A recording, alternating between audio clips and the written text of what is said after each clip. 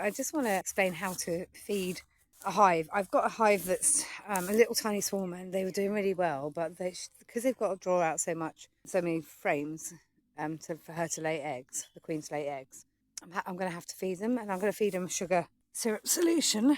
You must make sure this lid is sealed all the way around the edges, like properly, really click shut, because if it isn't, you'll have a fine time on your hands. So what you need for this is an empty super to use as an eek. I'm only going to feed her a little bucket of syrup. It's not going to be much, and obviously a crown board of some sort with hole in it. The most important thing that I wish I had been told, and I probably did get told when I was a beekeeper, but when you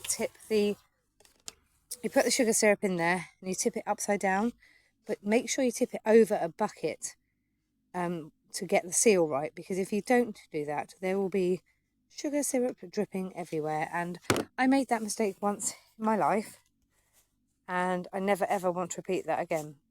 It was a complete shitstorm of wasps and bees attacking each other, and I lost 2 hives that year, just purely due to dropping a small amount of syrup on the floor.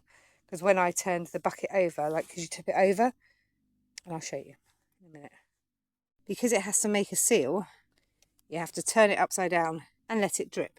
And sometimes it drips and sometimes it doesn't. If it drips and you'll buy a hive, you will start a merry storm of robbing, basically. So I always make sure I've got a bucket or a Tupperware or something next to my hives where I can tip the syrup into. The eek will go on over the crown board, then the feeder will go over the hole, and the roof will go on top. So that's the sequence of events. But I'm not going to film it because I've got to run. So just for reference, so these frames haven't been drawn out at all here. They're not here at all, but I placed this syrup over the top of that hole that was in here. I'm not going to lift it up because they're all there underneath it now, and they should have figured out that it's dripping syrup. That'll keep them busy.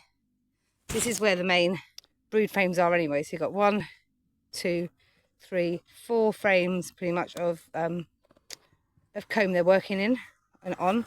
So this is actually the perfect location for the sugar syrup to be. I'm going to strap this down really tightly because I'm going to put this over the top. It's just a little cover board, and put the lid on so that no other bees can smell the syrup. Basically, I'm going to really lock that down tightly so that they can get on and take the syrup down. To be perfectly honest, that should be done tomorrow anyway.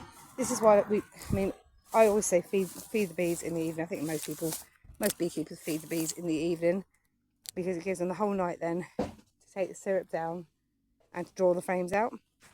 But hopefully they'll be able to draw out more comb to give the queen sufficient space to lay, and then they'll have more brood emerging in 20 odd days. So there you go. That's feeding a hive.